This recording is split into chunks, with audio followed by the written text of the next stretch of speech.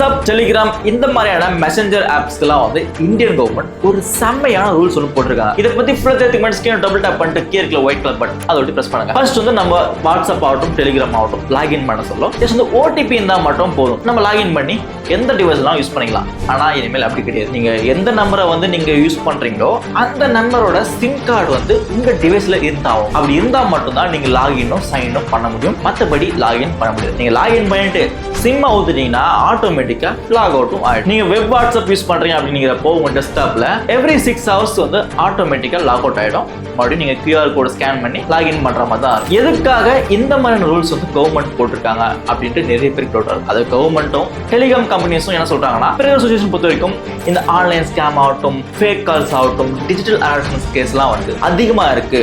ஏன்னா வந்து இந்த ஸ்கேமர்லாம் வந்து இன்ஆக்டிவ் நம்பரும் ஃபேக் ஆப்ஸ்லாம் வந்து யூஸ் பண்றாங்க. அதனால தான் வந்து எங்களுக்கு கேட்ச் பண்றதுக்கு ரொம்பவே கஷ்டமா இருக்கு. இந்த மாதிரியான ரூல்ஸ் வந்து போட்டாக்கா ஏன்னா கொஞ்சம் ஈஸியா இருக்கும் ஸ்கேமர்ஸ் வந்து கேட்ச் பண்ணதுக்கு அப்படின்ட்டு கவர்மெண்ட் சைட்ல இருந்து டெலிகாம் கம்பெனி சைட்ல இருந்து சொல்லியிருக்காங்க.